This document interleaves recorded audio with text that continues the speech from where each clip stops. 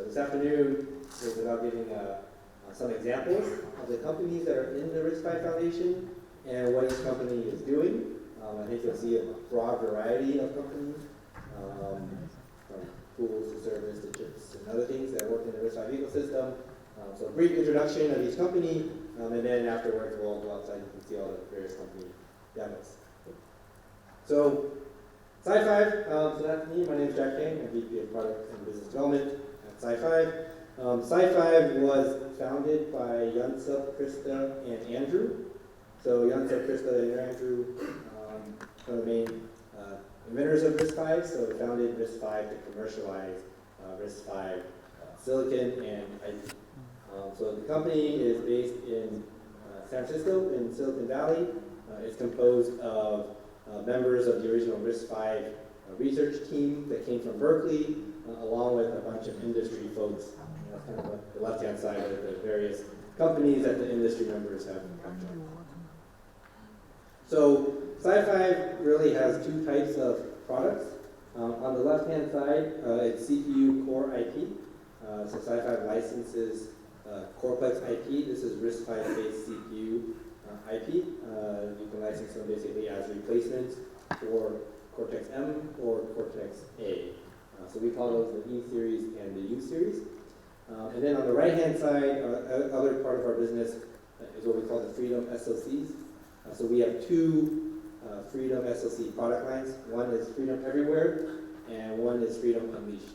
So the Freedom Everywhere is a low-cost 32-bit microcontroller platform. When I say platform, what that means is we have a base platform silicon that's out there, and we can work with customers who want to customize that platform for their application. So that can mean changing the peripherals on that platform. That can mean integrating in customer IP. It can mean modifying the CPU core. It can mean adding extensions or special instructions. So we basically work with system customers who then give us their specification, and then in return we deliver to them silicon, tested chips. So we do that today. We have two platforms, the Freedom Everywhere, which is a low-cost 32-bit microcontroller, and then Freedom Unleashed, which is a high-performance 64-bit multi-core type chip intended for use in things like data center accelerators or SSD controllers. So the way we do business is also different. So on the IP side, we're also engineers, and when we build chips, we found it very, very difficult to get IP from suppliers.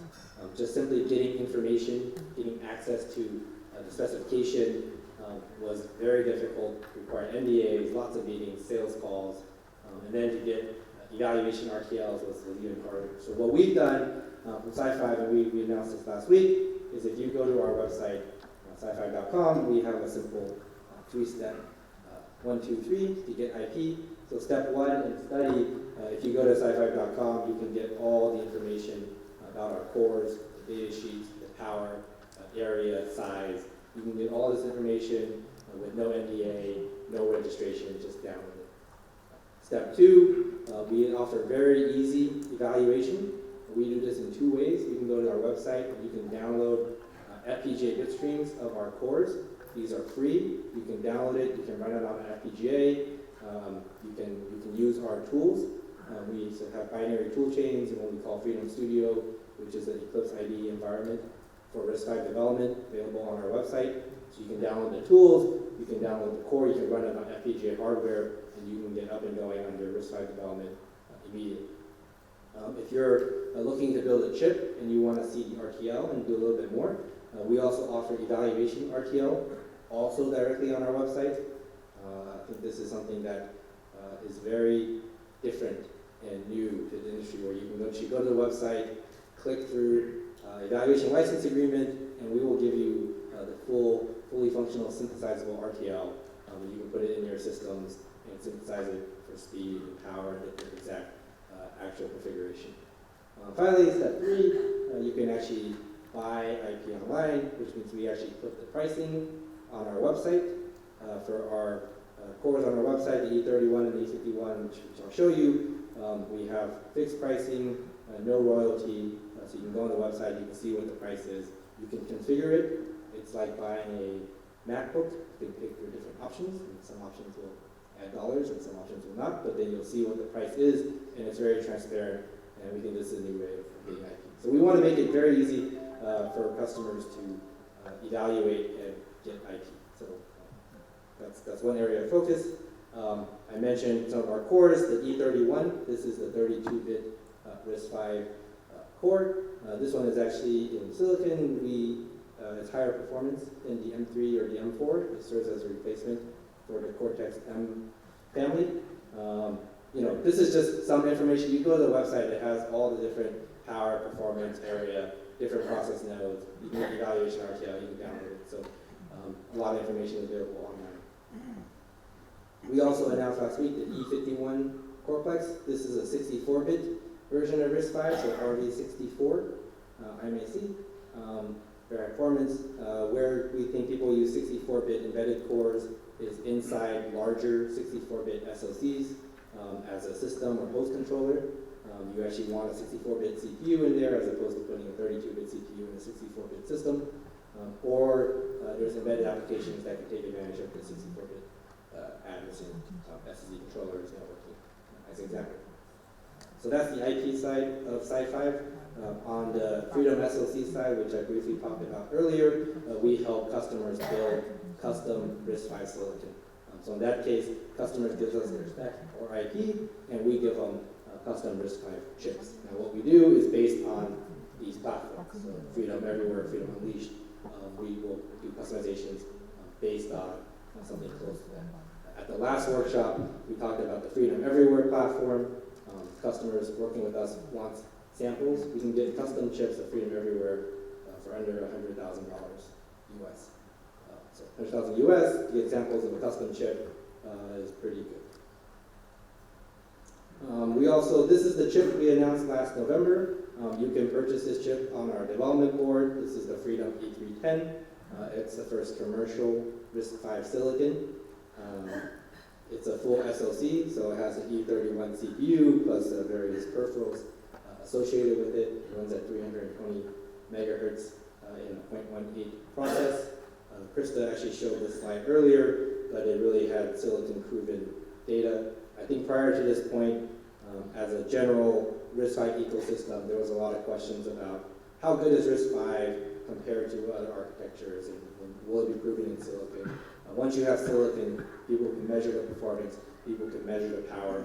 Actually, many of the questions related to that actually stopped, because now we can show, hey, the architecture and the microarchitecture is actually better from a performance per megahertz and a performance per milliwatt perspective.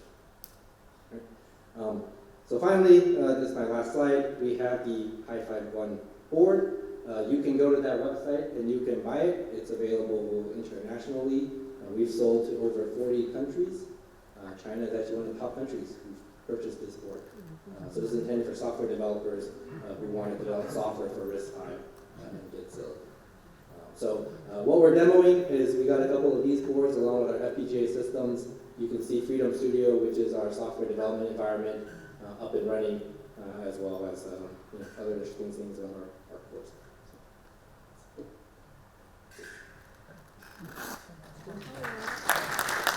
So although VeriSilicon is the first certified design center in China 12 years ago,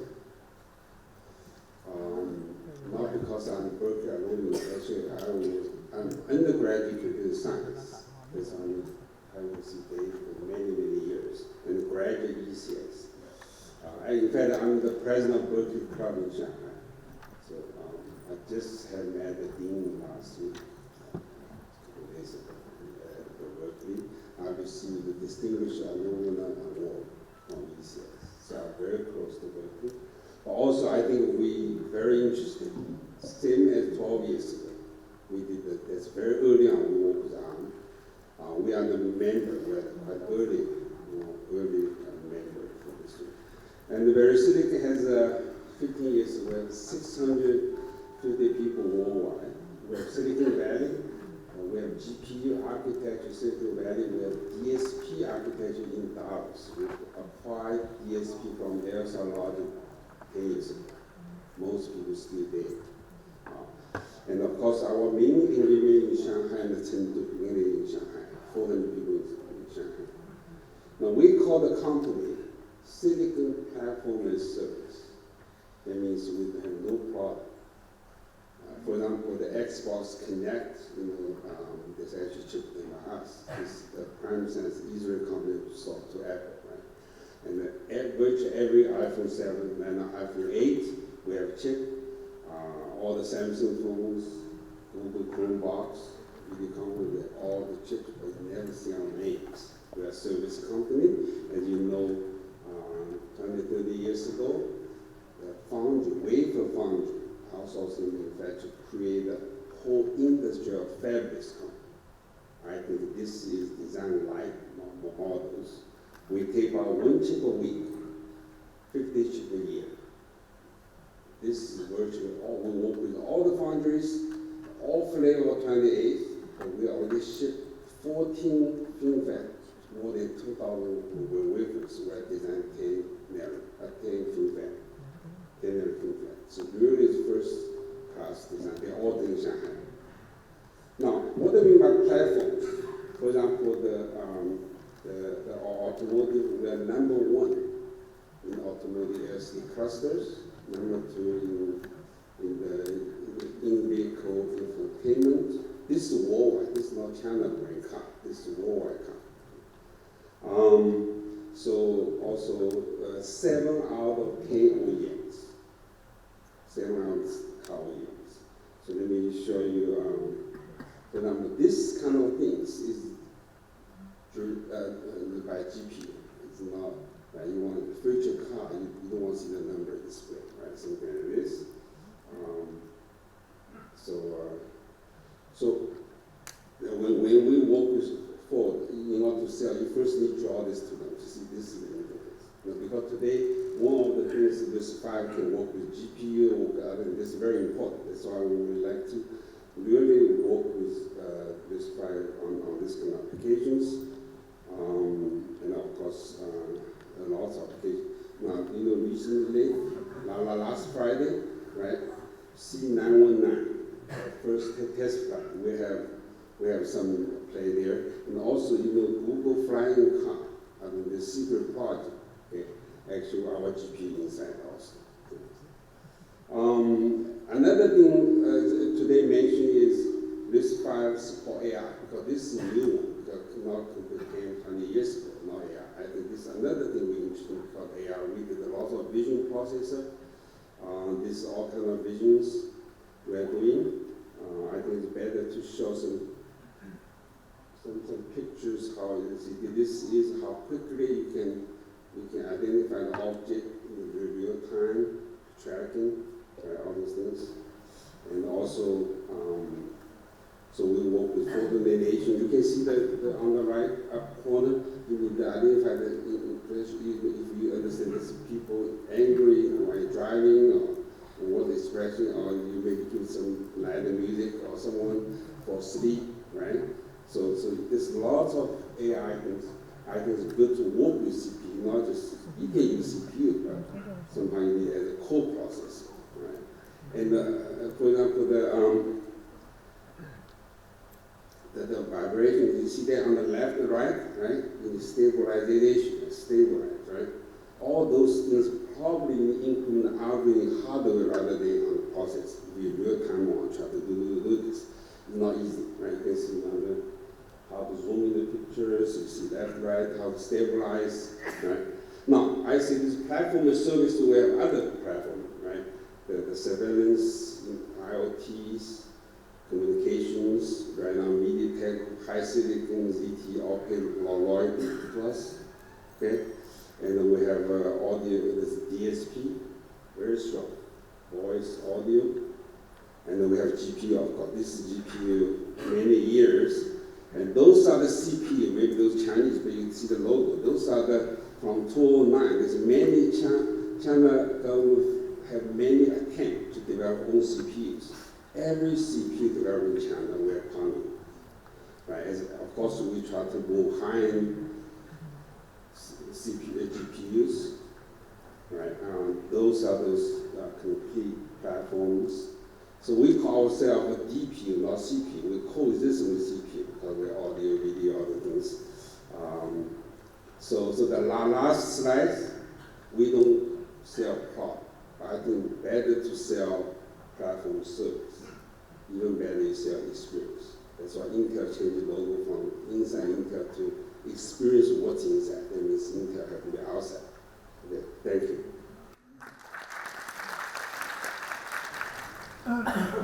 All right, so my name is Ted Spears, and I'm from Microsemi Corporation, and I also happen to be a member of the board of directors of RISC-V. And give you a brief overview of Microsemi, give some context of why RISC-V is going to be important, and why Microsemi. So Microsemi is a $1.6 billion company, and a lot of our products are based on, differentiated by low power, high reliability, security, and also performance.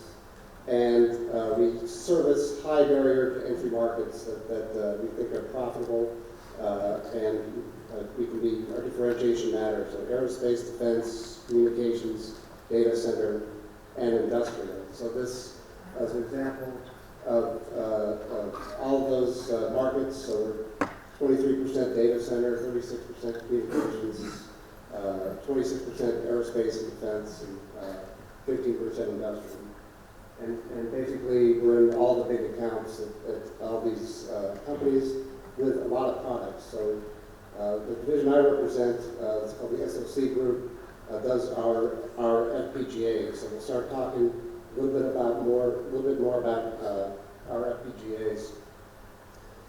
First, I want to I think people talked about it, the market dynamics, and this is going to explain, frame why we think Microsemi is going to matter in the future, and also why RISC-V matters in the future. If you look at the world today, it's really one big computer with data center and cloud up the top, with gateways and transport, connecting it to the device and the sensors out in the real world. And so, some megatrends we've heard about today that are at play here. One is in the device sensor area, there's exponential growth of connected machines, connected devices, and there's more exponential growth of human-machine interaction out there in the device sensor regime.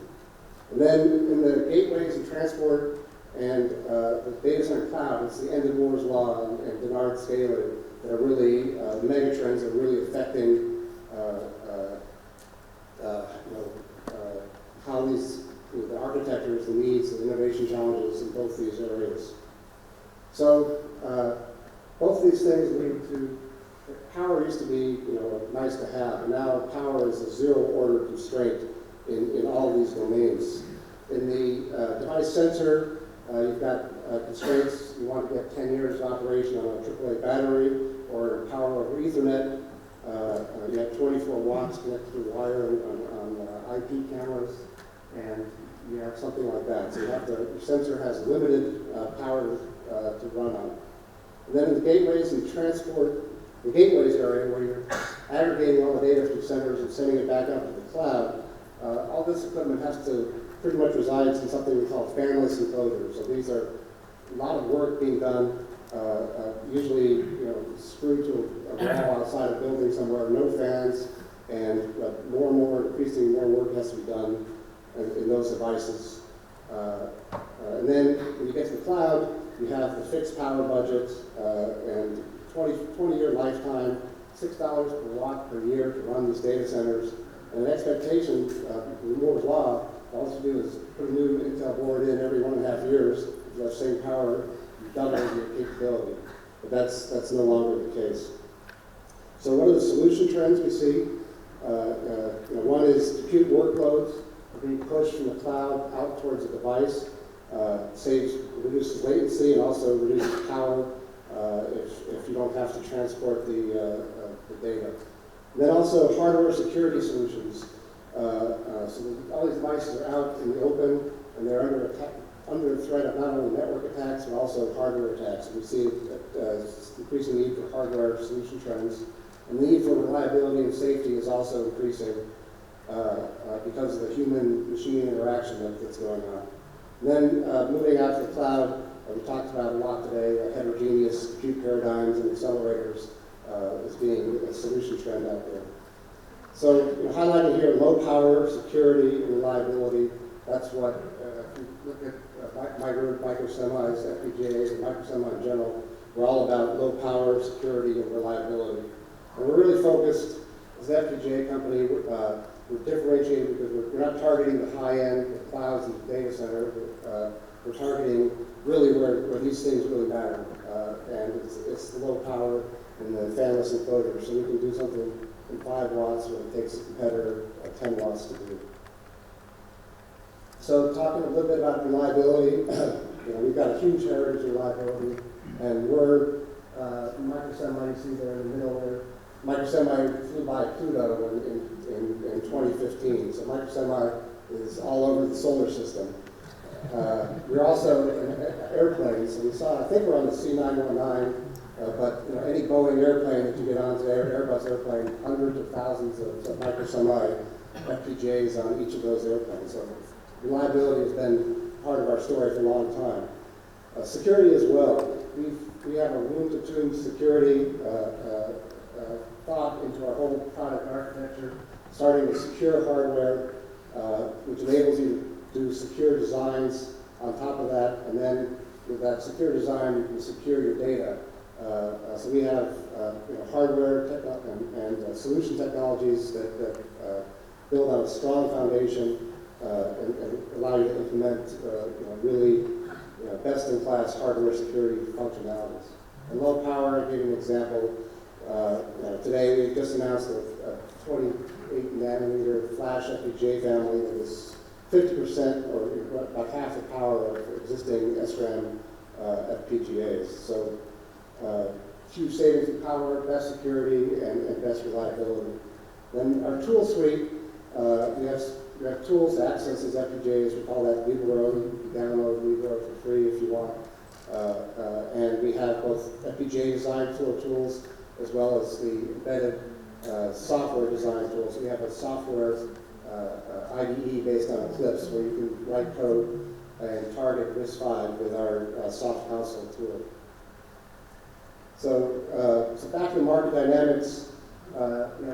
This basically is telling you there's a lot of big, there's a huge computer we've got big problems I'm trying to solve to make the computer grow and improve over the next 20 years. And we really think that RISC-V is the kernel that's going to unleash the next wave of innovation in electronic systems. So RISC-V is not the solution, but it enables the innovation. The openness aspect of it is a big part of that. So that's why we Microsemi really believes in RISC-V and why we started joining RISC-V early on. So we contributed to RISC-V. I'm on the board, as you mentioned. We've got a guy in the security working group, marketing chair, Ted Morena, and then Cyril Jean on the debug working group, and we're also working on the soft console development tool, which we will open source as well. So we hope to get everyone downloading soft console and targeting not just our devices, but any RISC-V device will be targeted with our IDE. So right now, today we have a soft core. Soft core is something programmed into an FPGA on our Smart Fusion 2 fabric. RISC-V core is actually supplied by Sci-Fi, but it's an open license, so anyone can use the core. And so this is actually being used by our defense customers. For example, they can inspect the code, they can look for backdoors and security leaks. They can, so it's already enabled us to get into, the RISC-V dream is already coming true with our soft cores, with this RISC-V core from Sci-Fi that we offer. So all this material is available on GitHub. So the core and links to the tools that you want to use to run them. And today, we've got 2 demos that we're showing on our table out there that use this core. We've got a video imaging demo out there. It's using a RISC-V and our Smart Fusion 2 FPGA, and it's used to configure the camera and the HDMI displays over I2C and initialize the video processing engine and controls of LEGO. So this just shows an example of RISC-V in a video application. I think we mentioned well, we've shipped hundreds of thousands of units of RISC-V already, based on the soft core doing exactly this. So we expect, be very, people are going to want to use RISC-V, they're going to want to use our FPGAs, because we're offering the best support of RISC-V with our FPGAs. We also show a dual lockstep processor demo.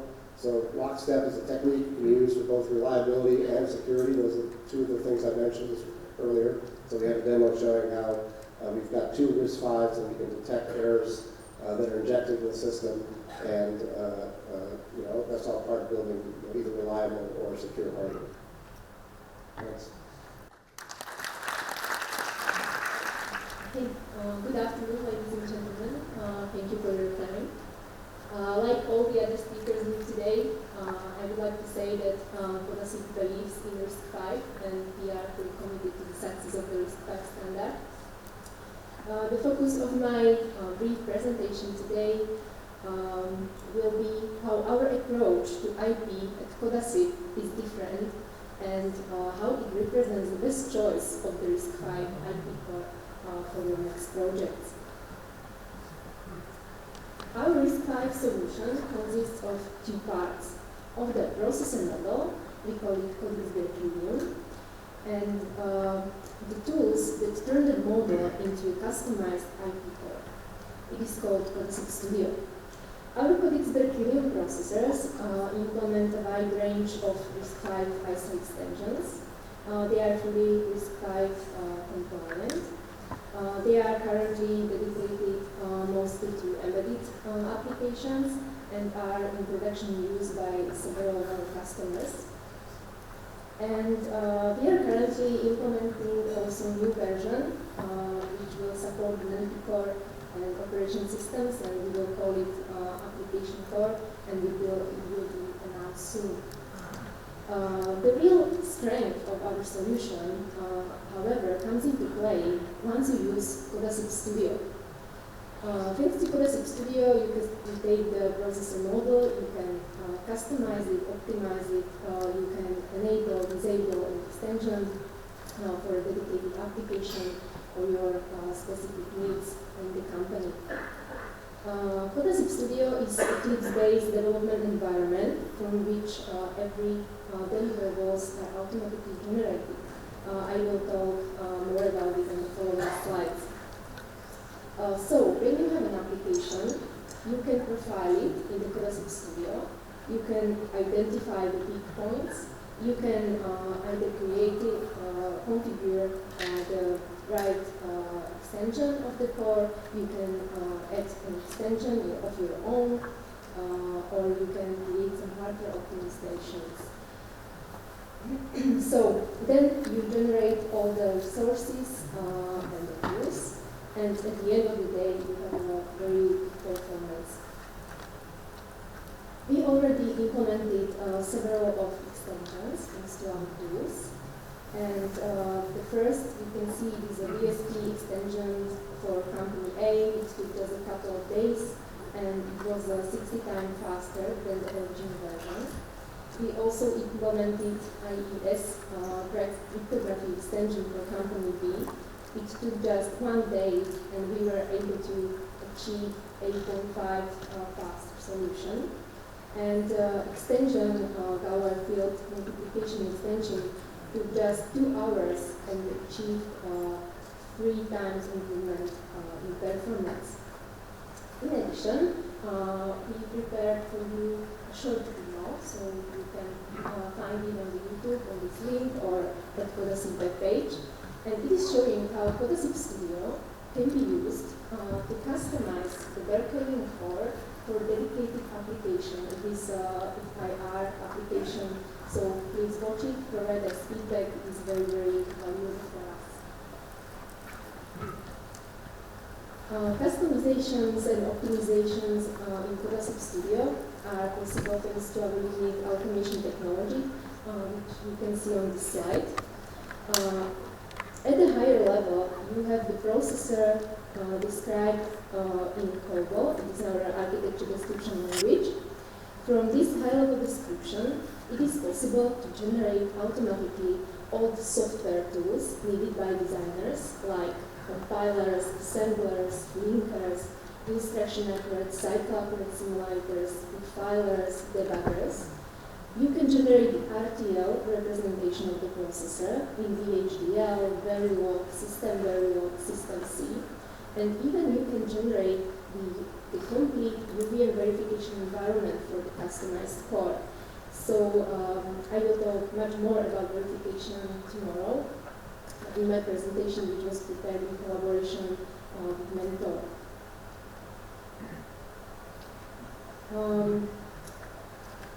Automation is accompanied by strong debugging capabilities in Codasynth Studio. It is especially in the generated tool called Codasynth Debugger. It provides full visibility to all the registers, memories, ports. It allows stepping of the application with C code, in assembler, even in the high-level description of the processor in Coda. It provides full coverage information and consistency in the simulation running when compared to the RTL simulation. The high-level processor model in Codal is easy to understand, easy to use. This Codal is actually a C-like language. It allows hierarchical description, and it separates instruction set descriptions from the microarchitectural one.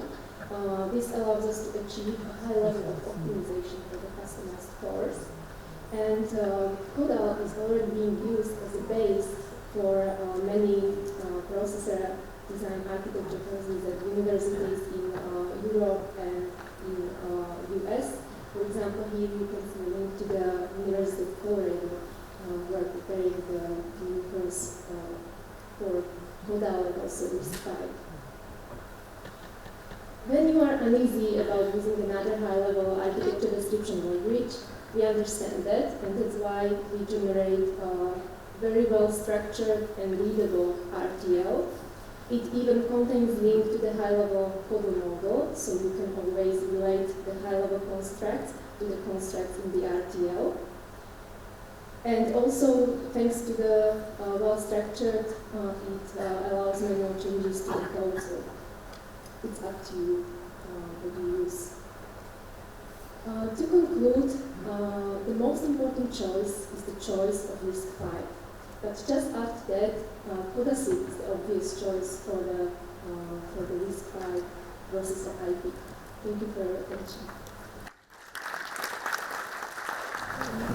Okay, folks. Appreciate the side from Microsoft and CTO there. I'm going to talk about how to get RISC-V statuses debugged and monitored with the performance that we need. Core on its own is not good enough. As you guys know, over the years, SOCs have got more and more complicated, hundreds of IP blocks, lots of software, many hundreds of brand new software written by teams across the globe. And putting all those together and building a chip to work, it's not an easy task. And so what we need is a way of accessing the information inside the chip in a non-proprietary manner. We want to allow for debugging not just the cores and code running, but understanding how the full SOC is behaving.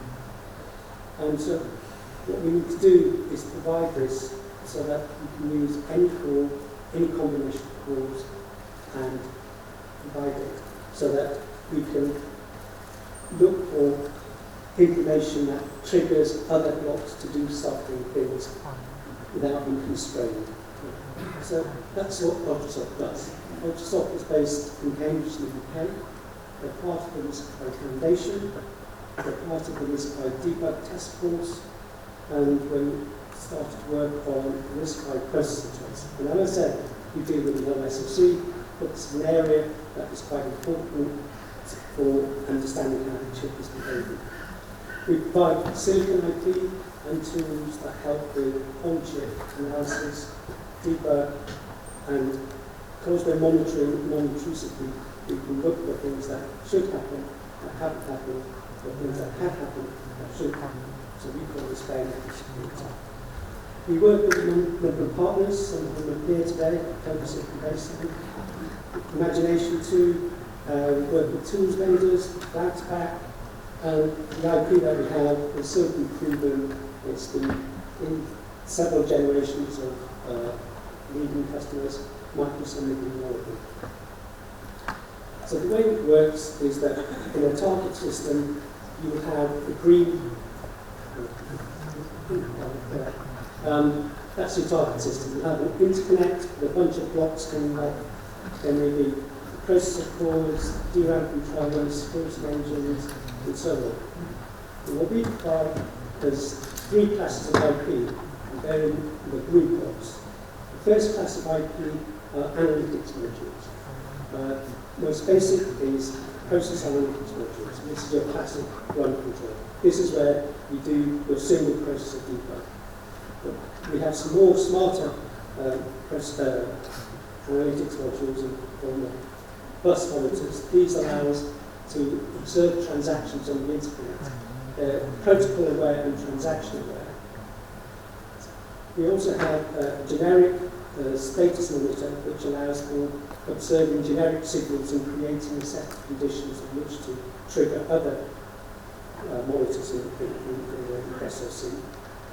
The information that's collected by these monitors could be in form of trace or metrics, and this information is transported across to our second generation, a second set of IP blocks, which are going to make the message passing infrastructure. So our message passing infrastructure is an interconnect that is orthogonal to the target system. So when we transport information across, we're not comparing the performance of the target system. And then ultimately, this information is either routed off chip or onto a processing subsystem on chip, and we call this path communicators. So we have a family of communicators ranging from JTAG, or the equivalent single wire debug, to bare metal USB, which requires no processors from the target system, to a communicator that will allow your on-chip processor to start helping you debug your analysis. We just started work on doing a trace instruction and data trace encoder for RISC-V, and this is our proposed interface to those cores. A number of our partners that we're working with are quite keen to sign up to this, and we'll be releasing an encoder as part of our portfolio very soon. To give you an example of the sort of things we can do, we take a representative software-defined radio. These could be RISC-V, could be head to say ARM cores, could be DSP from the likes of Zebra. The point is, it's a collection of different processing elements tied together with a bunch of different sets of interconnects, a bunch of peripherals. And the light blue box, BNs and SNs are Ultrasoft. With those things in place, we can ask questions like, where's the mix going from my CPU? What's happening in my memory controller? Are there deadlocks? What's happening with my DMAs? Our blocks will generate information to help you provide analysis in this form. They range from understanding how the cache behavior is working in your scalar processors to multiple cache misses coming from different processors and why they're causing performance issues inside your DRAM controller, to looking at why you're getting long tails in your DMA. As you guys know, you're only going to run as fast as the slowest part of your system. So if the DMA takes longer than it should, it will bring the system down. So the key features, what we have is a monitoring system which is non-intrusive, doesn't impact system performance. The monitors are smart. Our bus monitors, for example, are protocol and transaction aware, so we support all of the standard buses out there. And we support all of the standard processor cores out there. RISC-V is our latest. Our interconnect on which we pass our data and cross-triggering is message-based. The status monitor has an 8-stage logic analyzer facility as well as capture and trace. The route into our monitoring system is secure. We have a secure routing system. And because we're a monitoring system that's completely intrusive, the target system doesn't know we're there, so we can look for issues that occur in hardware that could be security issues. So, Ultrasoft provides a coherent view of your SoC to help you debug of your software and your hardware that's running in real time. You don't need to run it slower, we provide the information in real time. You can have we target a number of processor cores. We have separate message passing infrastructure, and it's silicon proven. We support the RISC-V debug spec that's out there, and we're currently working on data and instruction tracing. I think that's the next thing the debug task force we need to look at. So we've got a demonstration out there. We're not SoC manufacturers, we provide IP. So what we have is the Zinc platform, the dual-core ARM and Rocket chip with a debug interface. And the blue blocks there are some of our IP blocks that we provide. And so the demo I will show you will be code running on the ARM and the RISC-V, and we'll show you some attributes on the rest of the underlying system, and we can show you how deadlock can be detected. And then this is our IDE to bus traffic, same time as doing run control and other aspects of what we do. And there will be a brief presentation here on what we do and who we are. And for the rest, for the demos and hands-on practice, you can see our stand. So we'll demonstrate a few FPGAs, silicon-based SDKs. So we also have full running Linux and Zephyr real-time operating system on our demo, and also as an entertainment we ported Quake game to the RISC-V platform, so you guys can see how it runs on our demo. So, and also we have an example of our crypto extension that we did recently for one of our customers. So who we are? We are Syntacore, a Russian IP company. So we we focus primarily on RISC-V. So we develop and license state-of-the-art RISC-V cores. So we have a baseline of 4 cores available now, and there will be 2 more cores added by the end of the year. Fully written from scratch, our own design, SDK is available, and we also have samples in silicon. So we've had a couple of tape-outs last year and 3 more coming this year. All commercial for customers, so we're happy that they're happy with our products.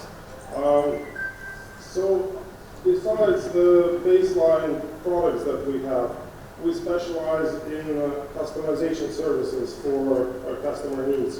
So basically, we take your algorithms and we put them into silicon. So we serve as one-stop workload-specific customization service. We provide tools, compliers, and full support. We can do soft IP, we can do hard IP, and we help with SoC integration and software integration support. So those are services that we design based on demand coming from the market. So what people ask, that's what we focus on. So this is the baseline cores that we have now. They're available for licensing. SCR1 will have a separate presentation tomorrow. So we will be free for free distribution, available as of tomorrow or in the coming couple of days. So we have also SCR3, SCR4, and SCR5 available for licensing. The indexes that we have after the 4 names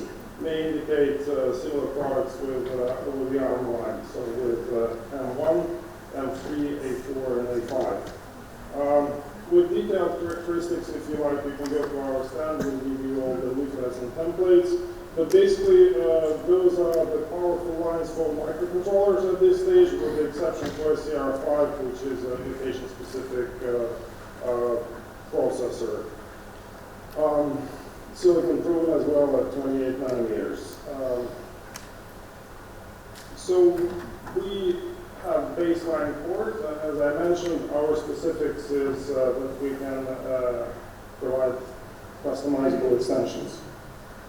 So that's basically what we have for our brief information. So please visit our demos and we'll give you more details there.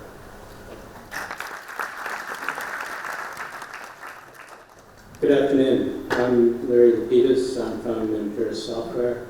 We're a small company that does virtual platform-based tools. So I've got a number of slides here, and I think I'm just going to skip through them and find some relevant ones for today. So let's start by explaining what a virtual platform is. So a virtual platform is a simulation environment such that the software does not know that it is not running on hardware.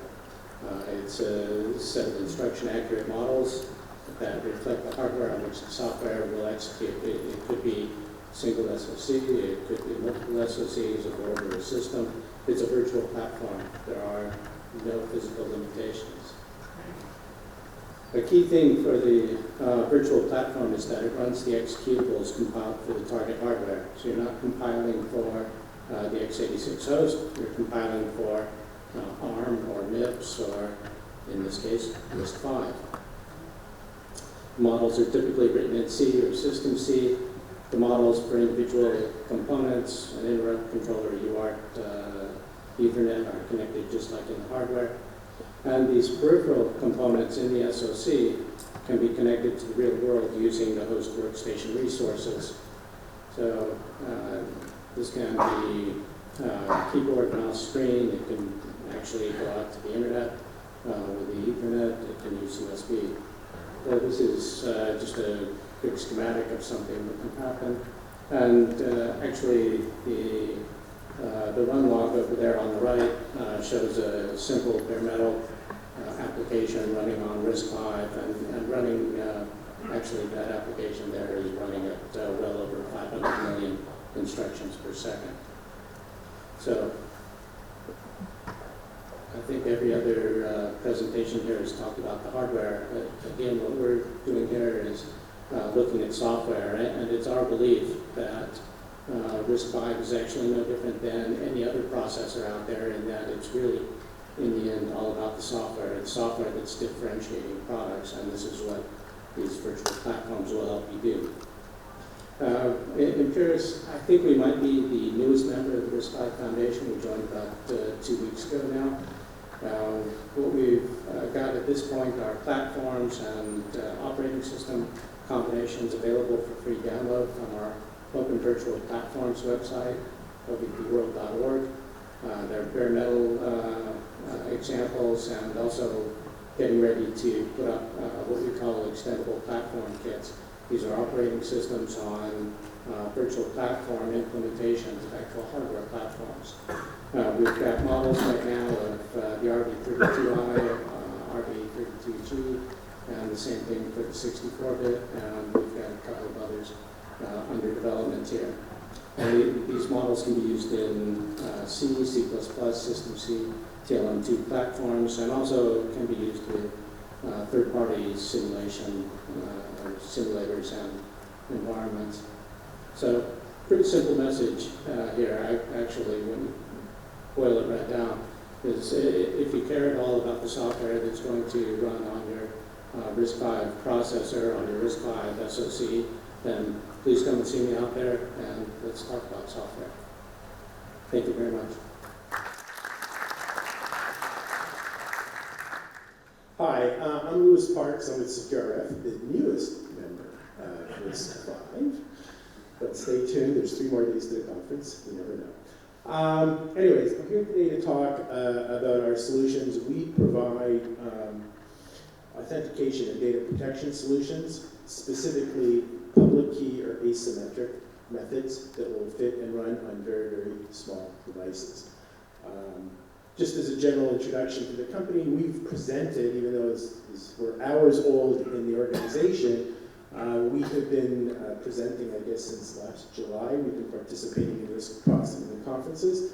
And most importantly, we've been working with several of the partners and members who are here that I wanted to mention. So today at the table, unfortunately, one of my associates is not here with me, but to the best of my abilities, I'll be demonstrating our platform running on a micro-semi Smart Fusion 2 processor. We have some applications and products coming out that we co-developed with our partners, Codasync. And I'm actually showing even a third example of our methods today in a minute. So just very briefly, what do we do? We've developed asymmetric or public key methods that are generically called group theoretic cryptography. This is a Diffie-Hellman-like method. If you work with ECC, it works in the same way when Alice and Bob both have public and private key pairs and do an exchange. However, we've taken the mathematical engine out of Diffie-Hellman and put in something called infinite number theory, infinite theory group, which is part of group theoretic cryptography. We're platform agnostic. The key element about what we do, and I think it's in a slide coming up, and I apologize because I don't think I was originally doing these slides, is we work with very small operands, bit operands, 8 and 6-bit operands, which means that we very nicely fit in an 8-bit processor, or 16-bit, or take advantage to a very significant degree performance of a 32-bit processor. Everything else in the world today, including asymmetric and symmetric, has one thing in common. It runs in quadratic time, which simply means that it's dividing and multiplying large numbers. Many of you have the engineering backgrounds to know that as the computations grow in silicon, computation workload goes up exponentially. So that's just multiplying and dividing numbers when you're doing it. Because of the nature of our mathematics, the weight grows linear because it grows as a direct correlation to the growth. Not something to talk about today, I think it was alluded to earlier, but we are an asymmetric method that is quantum resistant. So I'll be over here later. If you're doing things that are less than 10 years in the market, this means nothing. If it's greater than 10 years in the market, happy to talk to you about our quantum resistance. So what we've done specifically is created several algorithms, protocols, some of which are demonstrated outside today. Key Agreement Protocol, Ironwood, Walnut DSA Signature Protocol, Kaiwood, which is a new Key Agreement Protocol that we're developing and will actually be targeting things like secure boot and secure load functions on things like FPGAs. We have a hash function that actually will be published, I think, in the crypto community this fall. We have a paper coming out of the block cipher. So as I mentioned, we've been at previous conferences and shown things. What I just wanted to wrap up today's example to give you an idea of what we do is to mention a recent test platform that we just did on the Sci-Fi E3 Coreplex using their tool chain. And again, if my CTO, the engineer, was here, he would take you through the elements or characteristics of it, and probably would even have a good story to tell you about this picture, which shows the setup for the test debug. But what I can do from this implementation is show you what our methods look like in terms of performance in RISC-V. So again, we have functioning platforms in RISC-V. In this case, we're showing a digital signature algorithm, DSA, at 128-bit security level. So in C code, we are running in 4.9 milliseconds doing an authentication. In assembly, 3 milliseconds. So interesting, it's only 1.9 milliseconds, but that's about a 40% improvement. You can see the cycle counts. Equally, we talked about a small footprint. You can see our ROM footprint, around 3,000 bytes of ROM and under 300 bytes of RAM.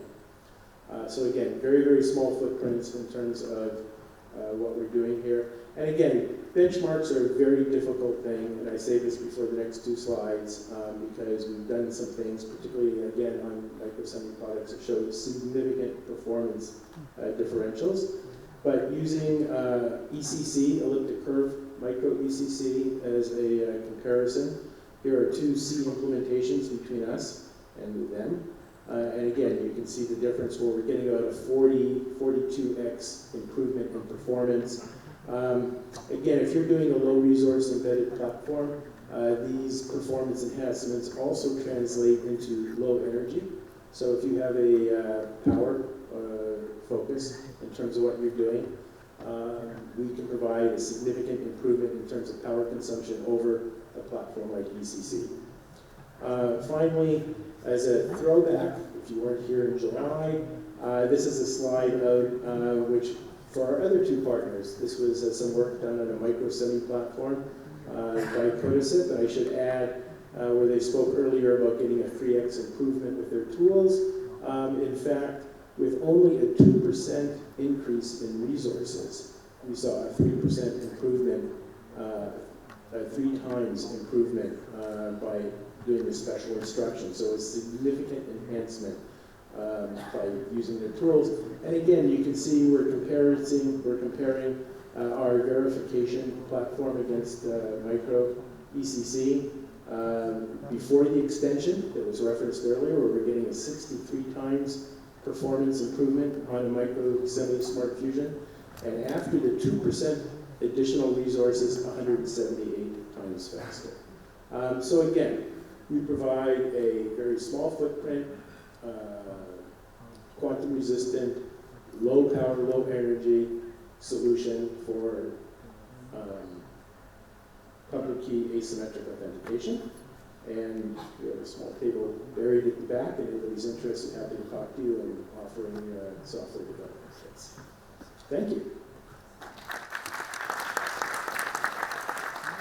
Hi, thanks for having me, and greetings from an overnight flight. We basically just arrived. So, going onwards, what does Minima do? We essentially do ultra-low voltage. It's actually not in itself an ultra-low voltage technology, but of a robustness technology, but we've noticed that the main use for it is actually reducing the operating voltage of processors. We can basically do any processor which is pipeline, so individual logic is applicable to our technology. And with it, you can, depending on your performance constraints, go up to maybe 15x if you can really drop the voltage down to the ultra low space. So essentially, we can take any core, be it RISC-V or DSP, and you notice that there's a white space if you're looking at the power consumptions of modern processors. They're somewhere in the milliwatt range. So with Minima technology, we can really go into the white space, go into below 10 microwatts or tens of microwatts, depending on your core, depending on your performance constraints. And we can do this to RISC-V, but we can also go into conventional DSP architectures. And the other thing is that we can, these are very scalable in terms of performance. So we can hit those ultra-low voltages, but it doesn't need to operate exactly at that point, but we can scale basically to any voltage and therefore get the performance when you need it, but then also stay at minimum energy when you don't need that performance. And I have a very short presentation here, so we are coming out with an IP library which is not, or which will depend on outside, completely on outside IP, so RISC-V. So we have some numbers. We'll have a presentation on this on Wednesday. So we're looking at for vanilla 32 iMac, we're looking at 16 microwatts at 0.5 TSMC 40 nanometer, and this can be then scaled up to 100 megahertz, of course, taking a lot more energy. We'll roll out an audio DSP very soon with under 10 microwatts for voice wake-up, and later in the year we'll come out with higher performance RISC-V and also the telecom DSP for good around Wi-Fi and so forth. And all of these boards will be ultra-wide scalable, so they will have different performance points but will scale down to voltages. So please join me on Wednesday for Let's Talk side. We don't have a demo yet, but definitely will be just good to all. Thank you. Hello everyone, my name is Chuang. I'm from NVIDIA. NVIDIA works for GPU and deep learning related chips and Tegra as well. And I also graduated from SGTU some years ago, so once I'm a student here. It's a pleasure for me to spend 5 to 10 minutes to introduce NVIDIA update for NVIDIA RISC-V core. So I will talk about 3 parts. The first one is why NVIDIA chose RISC-V. 1 year ago, Joe already did a great presentation in the workshop. I will do a brief recap for those materials. And secondly, I will share some update for NVIDIA RISC-V core. And then I will introduce some future interest. Maybe not all of them will be listed here, but some recent ones. So before introducing RISC-V, NVIDIA was using a small processor named Falcon. And Falcon means fast logic controller. It was introduced about more than 10 years ago, and now used more than 15 different engines inside NVIDIA GPU and Tegra chips.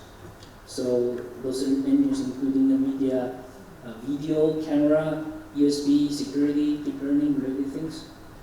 And then it was designed for flexibility, so many configurations available to make it customized for each engine for their use cases and requirements. It was born with security, so incorporated into our engine's secure boot, authentication, as well as encryption, decryption. So this is a diagram of our previous design. You can see in the middle is the pipeline, while the right, upright part is the crypto engines we have for our existing design. It was designed for control-intensive tasks, control-intensive use cases, so it was a major microcontroller designed for low cost, low power, low performance, low area. Falcon, in fact, did a great job in the past 10 years, and it is still acting as a very important role in our products. And then, why do we move to RISC-V? This is because we have new use cases arising and requiring more horsepower and features, including our wider address range, more performance. We need to have better L1 memory structure support. We need to have better ritual support, etc. Many things listed about software. But our Falcon has its limitation on corresponding aspects, or the opposite one. So we started our action towards the next generation. Some evaluation have been done on possible choices for us at that time, focusing on aspects from our key use cases requirement from software, and including performance, area, security, and one memory structure, addressing space, extensible ESA, safety and functional simulation model even for the integration consideration. So we selected some of the existing IPs available for us, as well as the future design option to compare. And finally, considering the future feature groups and the maintenance effort, the possible support from the community, and the possible customizations NVIDIA need, we consider having a RISC-V inside NVIDIA is the best choice for us. So this was the plan Joe introduced last year for our movement, and now the right column one for NVIDIA RISC-V is all true now. This table shows a comparison between our legacy and our new design. Our RISC-V is based on 64-bit, supporting integer and multiplication using fixed 32-bit instruction length, and we have 5 stages.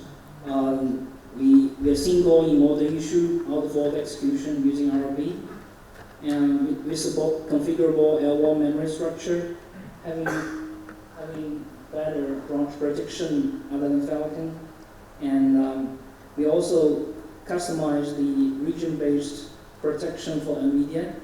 We need multiple region-based region protection, so we did some extension to existing RISC-V spec for us, and we got better performance, much better performance than comparing to Falcon, and so we are happy with our choice. We can say this clear plan, and we believe we should achieve more. So this is our current status. We are designing by ourselves, and the C model log completed. We are working on the verification. We passed some benchmarks, and we ported some regression from GCC. We also passed our several random regressions, and we are creating more things for verification. Our first FPGA version will be delivered in August to our software team, and we expect we will have their ATA supported in October. We expect our first tape out, the production tape out in next year, early next year, and the final production will be second half of next year. For our future interest, we have strong interest in NVIDIA's development in NVIDIA, and absolutely not limited to things listed here. But this list is to say what we are working on and what we will be working on for recent future. This is not limited to us, limited to our team. We are an engineering team for NVIDIA, and our customers inside NVIDIA will also consider how to use our new core for their development. So for security, we are working on a RISC-V security spec with the other members from the Foundation's Security Task Group. NVIDIA holds the chair for the Security Task Group. For safety, it becomes more and more important because of the automotive area. We already did something for our Falcon, and we want to extend it to RISC-V. Want to co-work with other members to see whether we can have something like safety extensions. And we are considering at some time we may be able to open source our design, which will be silicon proven by NVIDIA production. If you are interested,